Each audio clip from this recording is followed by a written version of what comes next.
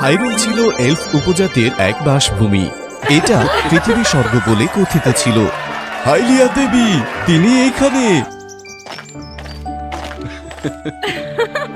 এটা ছিল সুন্দরী এবং শক্তিশালী দেবী হাইলিয়ার ত্রিশক্তি ভাণ্ডারের একটা শক্তি।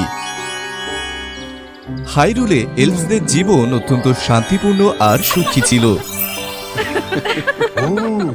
কিন্তু একসময় মনস্টার গ্যানন হাইরুলে আধিপত্য করতে সেই ত্রিশক্তি দখল করার ইচ্ছা করল আর অন্ধকার শক্তি সৃষ্টি করে সুন্দর সব কিছুকে গ্রাস করে নিচ্ছিল। তার লোভ প্রতিরোধ করার জন্য দেবী হাইলিয়া তার বিরুদ্ধে শক্তিশালী যুদ্ধে লিপ্ত হল।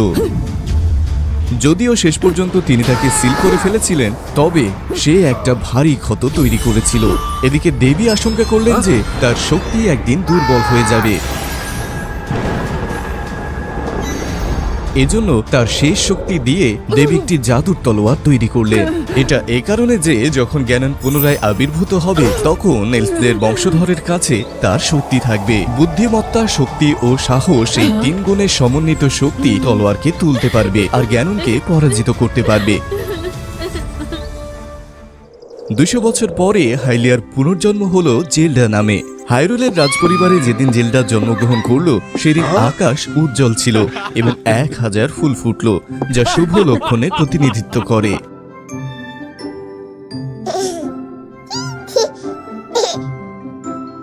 এটা ট্রাইফোর্স। গ্যাননকে সিলমোহর করার জন্য এখন আমাদের শক্তি রয়েছে।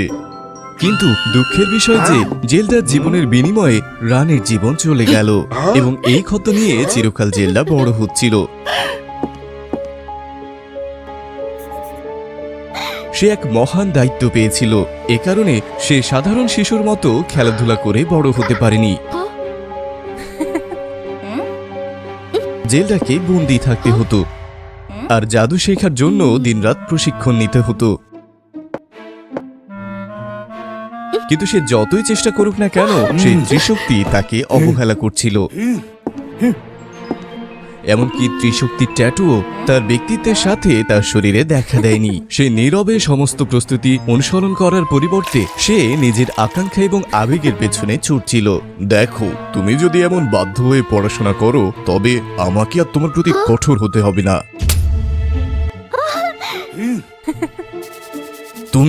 তোমাকে আর বলার মতো কিছুই নেই। কিন্তু সে হাল ছেড়ে দেয়নি আর নীরবে তার আকাঙ্ক্ষার পেছনে ছুটতে লাগলো। রাজা খুব বিরক্ত হয়েছেন। আপনি জাদু অনুশীলন করা বাদ দিয়ে সবার মতো মার্শাল আর্ট শেখার জন্য জোর করেন কেন? অজানা এক নায়কের জন্য অপেক্ষা করার চেয়ে নিজেই গ্যাননকে পরাস্ত করার প্রস্তুতি নেওয়া কি ভালো নয়?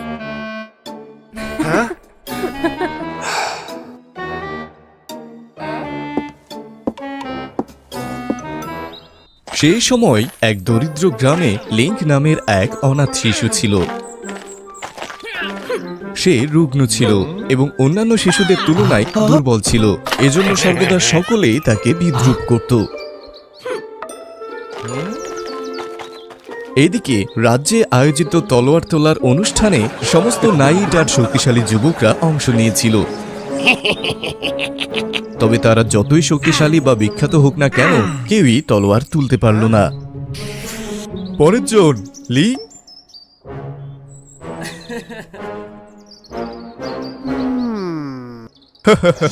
তুমি বাড়ি যাও ছোট ছেলে। তোমার মতো এত ছোট কেউ কিভাবে তলোয়ার তুলতে পারে?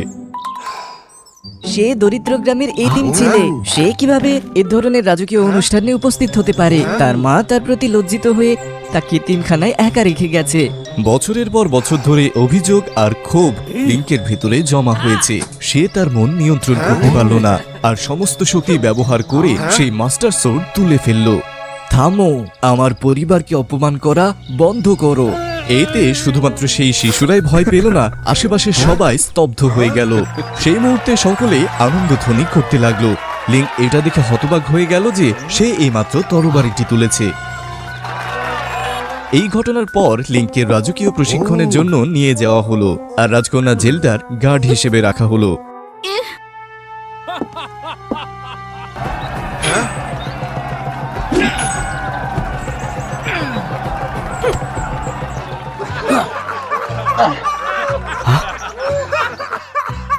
কিন্তু সবার মতো রাজকন্যা জেলডাও তার ক্ষমতা নিয়ে সন্দেহ করছিল। এটা কি একজন নায়কের ক্ষমতা হতে পারে?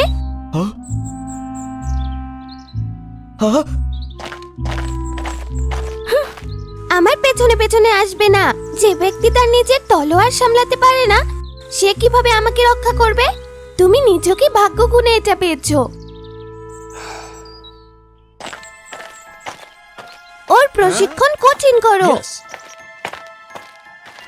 এক রাতে সুযোগ বুঝে জেলডা লুকিয়ে প্রাসাদ থেকে গেল, কিন্তু লিঙ্ক তাকে দেখে থামিয়ে দিল।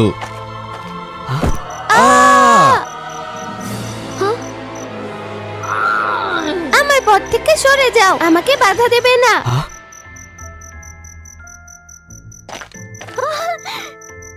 আপনাকে রক্ষা করা আমার দায়িত্ব রাজকুমারী। জেলডা সবসময় মার্শাল আর্ট পছন্দ করত, তাই সে সহজে লিঙ্ককে পরাজিত করলো। তুমি যদি আমাকেই পরাজিত করতে না পারো, তবে হাইরুলকে বাঁচানোর ইচ্ছা ছেড়ে দাও। জেলডা গেরুডু পর্বতের চূড়ায় গেল সুমাসাহমা মন্দিরের সন্ধান করতে। এটা ছিল একটা অদ্ভুত ফুলের জায়গা, যা তাকে তার প্রয়োজনীয় অস্ত্র তৈরি করতে সাহায্য করতে পারে। কিন্তু সে পাহাড়ের পাদদেশে পৌঁছানোর সাথে সাথে দুষ্ট দানবের একটা দল জেলডাকে ঘিরে ফেলে আর আক্রমণ করে। তারা এতটাই ভয়ঙ্কর আর অনেক বেশি সংখ্যায় ছিল যে জেলডার মতো একটা ছোট মেয়ে তাদের সামলাতে পারছিল না।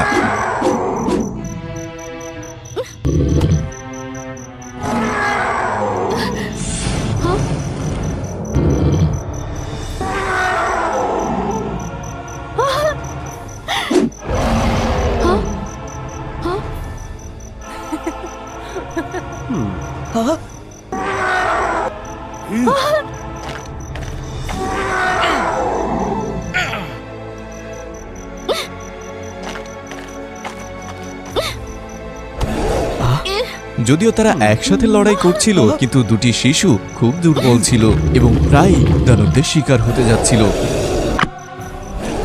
ভাগ্যক্রমে লিঙ্ক আগে রাজকীয় নাইটদের সংবাদ দিয়েছিল এবং ঠিক সময়ে তারা পৌঁছে তাদের উদ্ধার করল।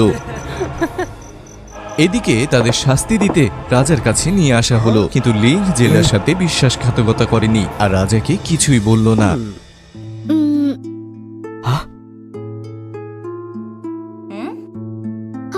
মহারাজ, প্রশিক্ষণের সময় আমি দুর্ঘটনাক্রমে আমার মাস্টার সোর্ড হারিয়েছিলাম, আর রাজকুমারী এটা আমাকে পুনরুদ্ধার করতে সাহায্যের চেষ্টা করছিল। এরপর আমরা হারিয়ে গিয়েছিলাম। না, এটা সত্যি না। পরদিন সকালে জেলডা জানালার বাইরে এক ঠকঠক শব্দ শুনতে পেল এবং তার জন্য অপেক্ষা করছিল একটা বিরল ফুল, যা গেরুটু পাহাড়ের চূড়ায় সে খুঁজতে গিয়েছিল। আমি জানতাম রাজকুমারী কেন সেই মন্দিরের কাছে গিয়েছিল। এই নিন সেই ফুল। সাহসীদেরই ভাগ্য সাহায্য করে। তুমি এটা খুঁজে পেতে সারা রাত কষ্ট করেছো। যেভাবেই হোক আমাকে তো শাস্তি পেতেই হতো। আমি দুঃখিত। জেলডা লিঙ্কের প্রতি তার ভুলের জন্য অনুতপ্ত হলো এবং সেই সময় থেকে তারা সেরা বন্ধু হয়ে উঠল। লিঙ্ক জেলডাকে তাকে মার্শাল আর্ট শেখানোর জন্য বলল। যেদিন তারা দুজনেই 18 বছর বয়সী হলো, জেলডা অবাক হয়ে দেখলো যে তার শৈশবের বন্ধু লম্বা সুদর্শন যথেষ্ট দক্ষ হয়ে উঠেছে। তোমাকে শেখানোর মতো আর কিছুই নেই। তুমি আমার চেয়ে ভালো করছো। সেই বছরই গ্যানেনে সিল ভাঙার লক্ষণ ক্রমশ স্পষ্ট হয়ে উঠল। সময় ঘনিয়ে এসেছে। আমি যতই চেষ্টা করি না কেন, আমার জাদু এখনো যথেষ্ট শক্তিশালী নয়, আর ত্রিশক্তিও এখনো আবির্ভূত হয়নি।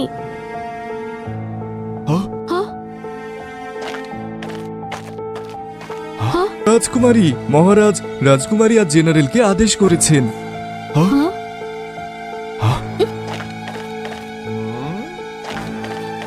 জেলডার পরিকল্পনা ছিল সে এবং লিঙ্ক গ্যানেনকে সিল করার জন্য মন্দিরে যাবে।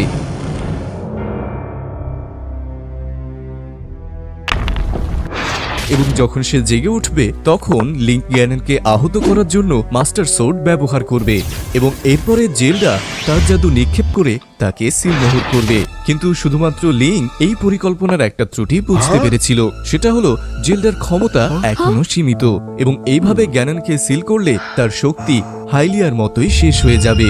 সেই চূড়ান্ত দিনে সিলটি অদৃশ্য হয়ে গেল এবং চারপাশ অন্ধকার হয়ে গেল। গ্যানন আবার বাইরে এলো এবং দানবরা তাদের প্রভু গ্যাননের নিঃশ্বাসের পুনরুত্থান অনুভব করল। রাজকীয় বাহিনী তাদের থানাতে বাইরে একত্র হলো।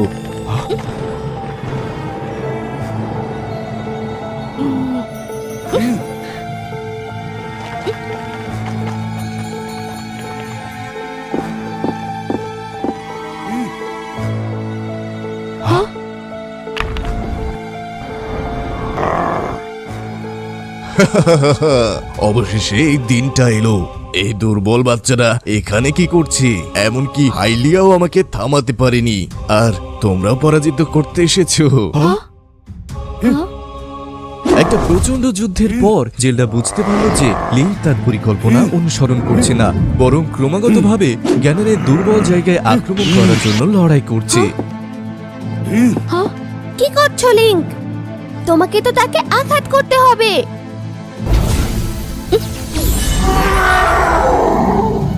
অবশ্যই লিংকের উল্লেখযোগ্য অগ্রগতি সত্ত্বেও সে এখনো তার পরিকল্পনা অনুযায়ী কাজ করছিল না।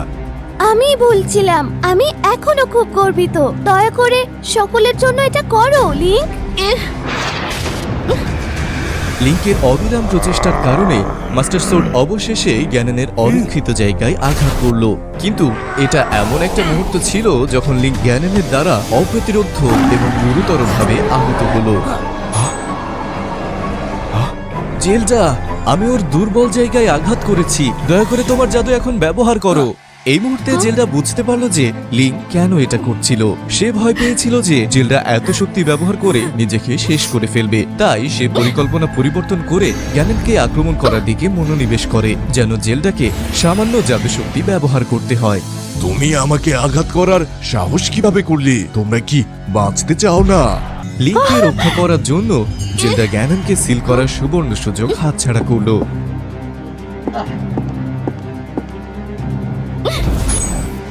না, জেল্ডা, সে পালাবে। বাঁচার জন্য সেই মেয়ের উপর তোমাকে নির্ভর করতে হচ্ছে। বেচারা, এইবার তোমাদের প্রত্যাশা পূরণ করে দুজনকেই শেষ করে দেব, ঠিক আছে? সবেমাত্র চরম যন্ত্রণার মধ্যে দিয়ে যাওয়ার পর গ্যানন খুব হিংস্র হয়ে উঠল। জেল্ডা একটা মন্ত্র পড়ার জন্য তার যথাসাধ্য চেষ্টা করলো, সে এটা নিয়ন্ত্রণ করতে পারছিল না। আমি দুঃখিত, আমি এখনো একটা শক্তিশালী জাদু তৈরি করতে পারলাম না। জেল্ডা, তুমি যেটাই পারদর্শী তুমি সেটাই করো। তুমি এতদিন ধরে এটা অনুশীলন করেছো। একটা অদ্ভুত ঘটনা ঘটলো। জেল্ডা স্পর্শ করার সাথে সাথেই তলোয়ারটা দারুণ আলোয় জ্বলে উঠলো এবং এটা ধীরে ধীরে ত্রিশক্তিতে পরিণত হলো। তারা দুজনে তলোয়ারটা শক্ত করে ধরলো। লিংক কি বলতে চায় সে বুঝতে পারলো। চিন্তা করো না, যাই ঘটুক না কেন আমি সর্বদা তোমার সাথে আছি। তরবারির ডগা গ্যাননকে স্পর্শ করার সাথে সাথে জেল্ডার হাতে ত্রিশক্তি উজ্জ্বল হয়ে দেখা দিল। জেল্ডা আর সময় নষ্ট করলো না, দ্রুত মন্ত্র পড়ল।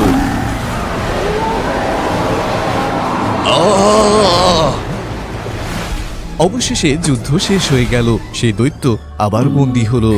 জেল্ডা এবং লিংক একে অপরকে শক্ত করে ধরল এবং তারা বুঝতে পারল যে একে অপরের প্রতি তাদের অনুভূতি অনেক আগেই বন্ধুত্বের সীমা ছাড়িয়ে গেছে।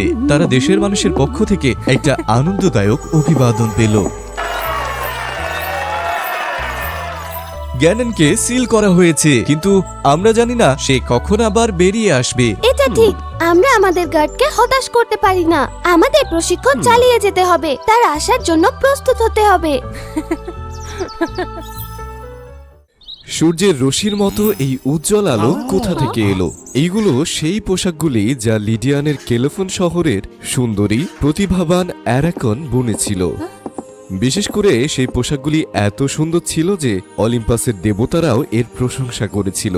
আমি অনেক জায়গায় গিয়েছি এবং ঈশ্বরের অনেক জাঁকজমকপূর্ণ পোশাক দেখেছি। তোমার মতো একজন মানুষ এত সুন্দর পোশাক বুনতে পারবে? এটা ঠিক, আরাকনের বোনা পোশাক সেরা। এদমন, তুমি এত মেধাবী মেয়ে পেয়ে ধন্য। অবশ্যই, আরকম ছোটবেলা থেকেই আমার সাথে অনেক জায়গায় ঘুরেছে আর অনেক প্রতিভাবান লোকের কাছ থেকে কিভাবে বুনতে হয় তাই শিখেছে। সে খুব চমৎকার চমৎকার জামা কাপড় বুনতে পারে। এমনকি এই অল্প সময়ের মধ্যেই আমাদের আরাকন কেলোফোন টেইলার্সের সমস্ত রহস্যময় কৌশলগুলি শিখতে সক্ষম হয়েছিল। আমাদের পারিবারিক পোশাকের দোকান এতে আরো সাফল্য লাভ করে। আমি খুব খুশি। অবশ্যই বাবা, আমার মতন মেধাবী আর দক্ষ কেউ নেই। কিন্তু এডমন, তুমি কি জানো তোমার মেয়ে আরাকানের যতই প্রতিভাবান হোক না কেন, সে দেবী অ্যাথেনার বুনন দক্ষতাকে অতিক্রম করতে পারবে না। হ্যাঁ, এটা সত্যি যে অ্যাথেনার প্রতিভার সাথে কারো তুলনা হয় না। মন খারাপ করো না আরাকন, তারা হয়তো তোমার প্রতিভার প্রতি ঈর্ষান্বিত, তাই তারা তোমাকে এমন মন খারাপ করাচ্ছে। কিছু মনে করো না। বাবা, আমি বিশ্বাস করি না যে আমি দেবী অ্যাথেনার চেয়ে খারাপ। আমি বিশ্বের সেরা সর্বদা এবং চিরকাল। সেই বোকা লোকেরা আজ আমাকে যা বলেছে তার মূল্য দিতে হবে। এরপর থেকে দিন বা রাত নির্বিশেষে আরাকন তার বুনন দক্ষতা বাড়াতে নিজেকে ঘরবন্দি করে রাখলো। তার তৈরি পোশাকগুলি ভালো বিক্রি হচ্ছিল এবং সে আরো বেশি বিখ্যাত হলো। তবে আরাকনের প্রতিভা যতই চমৎকার হোক না কেন, লোকেরা সর্বদা বলতো দেবী অ্যাথেনা তার চেয়ে উৎকৃষ্ট। এটা সত্যি, আরাকানের পোশাক একদম নিখুঁত। ঠিক, কিন্তু দুর্ভাগ্যবশত আরাকানে যতই চেষ্টা করুক না কেন, সে এখনো দেবী অ্যাথেনাকে কাবু করতে পারেনি। দেবী অ্যাথেনার তৈরি পোশাক রং থেকে আকারে খুব বিশেষ আর নজর কাড়া। আমি জীবনে একবার অ্যাথেনার পোশাক দেখতে চাই। শুনতে পাচ্ছ? তারা আমার প্রতিভা নিয়ে উপহাস করছে। আরাকন, শান্ত হও। তারা তোমাকে তো খারাপ বলেনি। আমি এমনটা হতে দেব না। আমি তাদের আমাকে নিয়ে মজা করতে দেব না। এরপর আরাকন তার জানাশোনা এবং অর্থ দিয়ে গোপনে কেলোফোনের সৈন্যদের ঘুষ দিল। সে তাদের প্ররোচনা দিয়েছিল যে যারা তার বিষয়ে খারাপ কথা বলবে তাদের গ্রেফতার করতে হবে এবং তাদের একটি অন্ধকার স্যাঁতস্যাঁতে কারাগারে রাখতে হবে। ধীরে ধীরে পুরো কোলোফোনে আর কেউ দেবী অ্যাথেনা এবং আরাকনের তুলনা করার সাহস পায়নি। তারা শুধু প্রশংসা করত, তাকে খুব খুশি করলো। একদিন সকালে যখন আরাকন যথারীতি বুনন করছিল, হঠাৎ একজন বৃদ্ধ সম্ভ্রান্ত মহিলা এলো। আরাকন, ইনি সেই মহৎ ভদ্র মহিলা সিরিলা, যার সাথে আমার শেষ দেখা হয়েছিল রেশম ব্যবসার সময়। সে বলছিল যে সে তোমার বুনন প্রতিভা সম্পর্কে শুনেছে। আরাকন, তোমার সুনামের কথা আমি অনেকদিন ধরেই শুনেছি। আজকে নিজের চোখে তোমাকে দেখতে পারা আমার জন্য সম্মানের।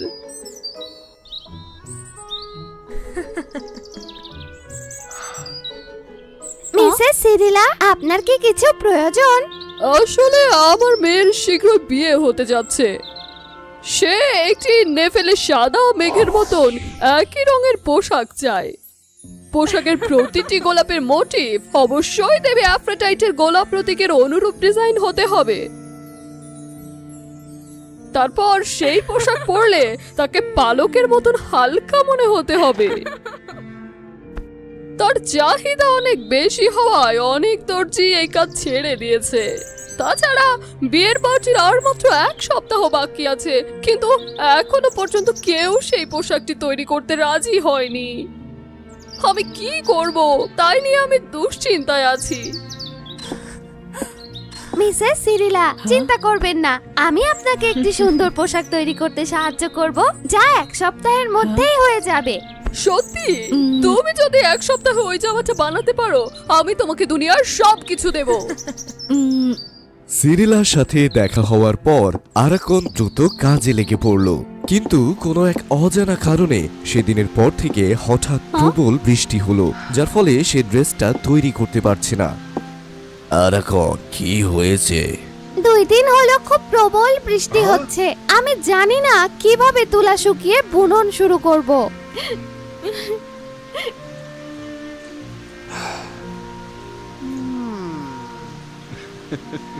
আমি যখন রেশম ব্যবসা করতে গেছিলাম তখন দেখলাম এক এলাকার লোকেরা পদ্মের রেশম আঁকছে কাপড় বুনতে। এতে রোদে আলোতে শুকানোর প্রয়োজন হয় না এবং বোনাও যেতে পারে। এই দেখো। ইদমন আস্তে করে পদ্মের কাণ্ডটিকে অর্ধেক করে ফেলে এবং তারপর আরাকনকে দেখার জন্য পদ্মের সুতোটি ভেতরে পেঁচিয়ে ফেলে। সে তা দেখে খুব উত্তেজিত বোধ করল। সে অবিলম্বে তার জন্য কাজ করা মেয়েদের দিনরাত পরিশ্রম করতে বাধ্য করল। এরপর আরাকান বুননে মগ্ন হয়েছিল। অবশেষে পোশাকটি প্রায় শেষ হয়ে গেল। কিন্তু শেষ দিন যখন সে পরিশ্রমের সাথে পোশাকের উপর গোলাপের সূচিকর্ম করছিল, হঠাৎ একটি বন্য বিড়াল রুমে ঝাঁপিয়ে পড়ল এবং পোশাকের এক কোণে রঙের বোতল ছিটিয়ে দিল।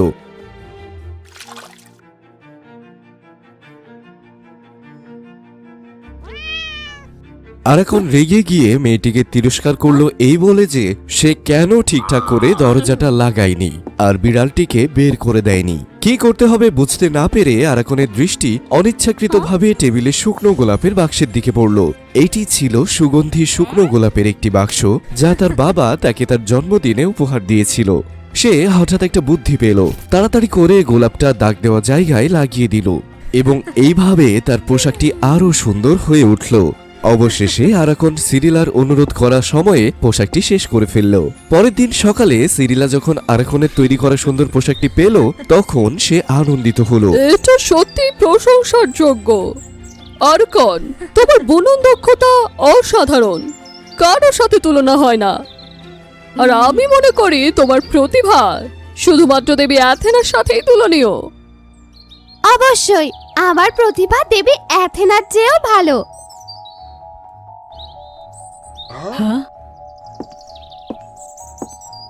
আরাকন, তুমি কি ভয় পাচ্ছ না যে দেবী অ্যাথেনা তা শুনে তোমাকে শাস্তি দেবেন? ভয়? আমি কেন ভয় পাবো? এখনো আমার সামনে দাঁড়িয়ে থাকা ব্যক্তিটি যদি অ্যাথেনা হয়, তবুও আমি ভয় পাবো না। আরাকনের কথা শেষ হওয়ার সাথে সাথেই তাদের সামনে একটি আলো জ্বলে উঠল।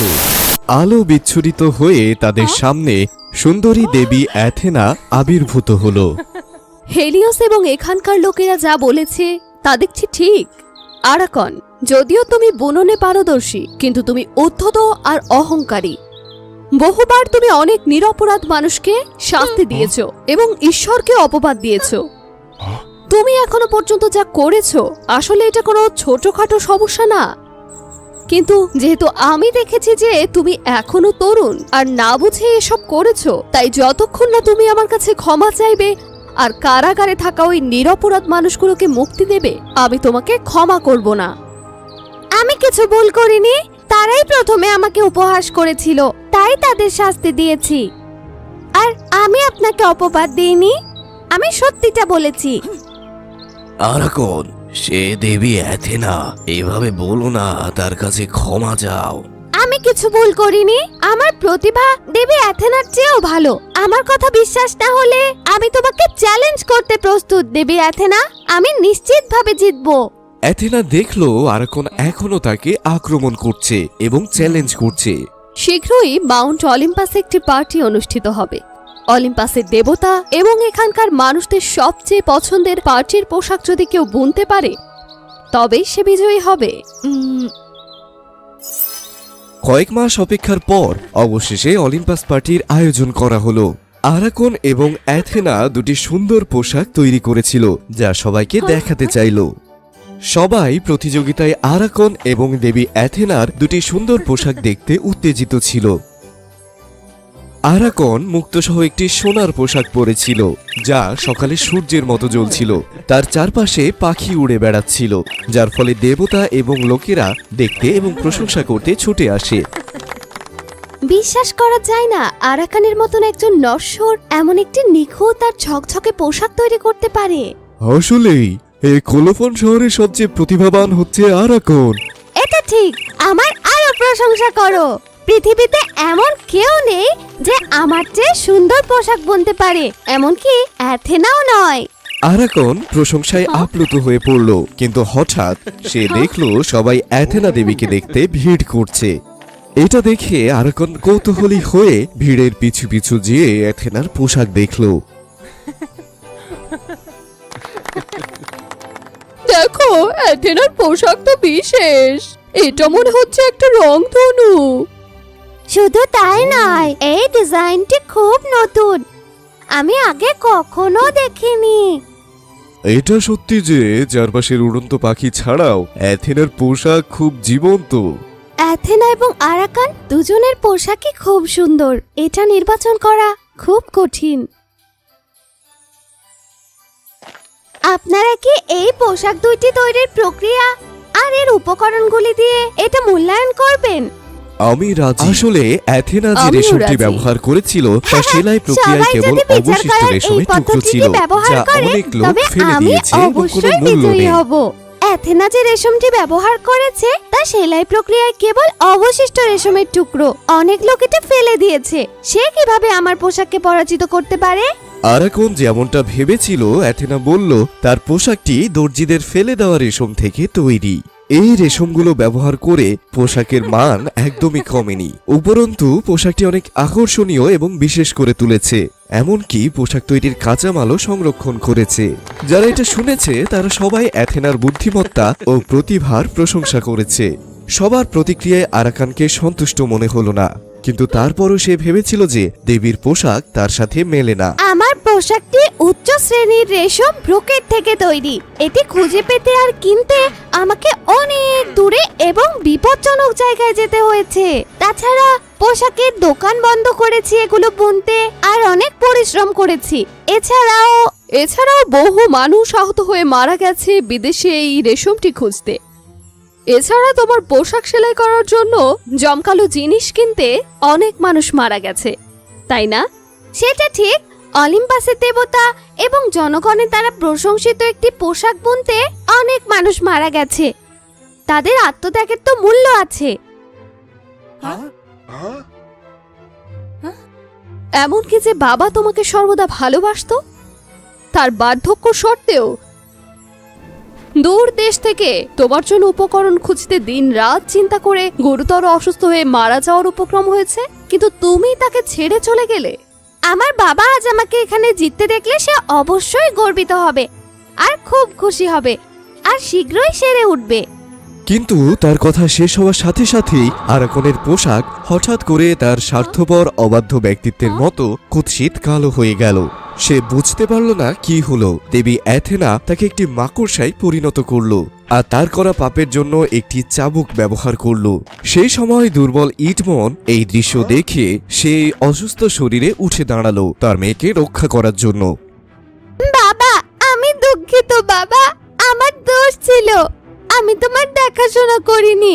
আমি আমার ভুল বুঝতে পেরেছি, আমি আমার শাস্তি স্বীকার করছি, আর দেবী অ্যাথেনাই বিজয়ী।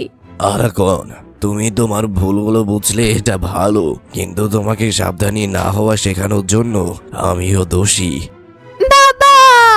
ইডমন এবং আরাকনের দিকে তাকিয়ে দেবী অ্যাথেনা কিছু একটা অনুভব করল। অ্যাথেনা চাবুক থামিয়ে তাদের দুজনের দিকে গেল। আরকন, আমি তোমাকে আগে কথা দিয়েছিলাম যে তুমি পোশাক শেষ করলে তুমি আমার কাছে যা চাইবে আমি তোমাকে তাই দেব। এখন তুমি একজন মানুষ হতে তোমার ইচ্ছা ব্যবহার করতে পারো। আমি কি আবার মানুষ হতে পারি? হ্যাঁ আরকন, আমি চাই আমার বাবা সবসময় সুস্থ থাকুক, প্রিয়জনদের সাথে সুখে থাকুক। কিন্তু তুমি যদি তাই চাও তুমি চিরকাল মাকড়সার রূপেই থাকবে। আমি যে পাপ করেছি তার বিনিময়ে আমি এই রূপ গ্রহণ করছি। আমার সবচেয়ে বড় ইচ্ছা বাবাকে সুস্থ দেখা, দয়া করে মেনে নিন। দেবী অ্যাথেনা আরাকনের ভুল বুঝতে পেরে ইদমনকে সুস্থতা দিতে রাজি হন।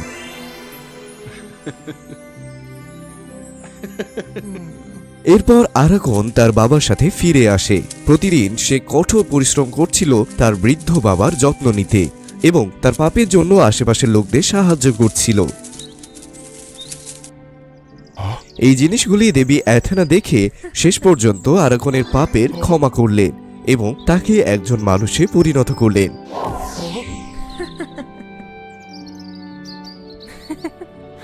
আরাকন খুশি হলো এবং দেবী অ্যাথেনাকে ধন্যবাদ জানিয়ে বাবার সাথে চিরকাল সুখে বসবাস করলো।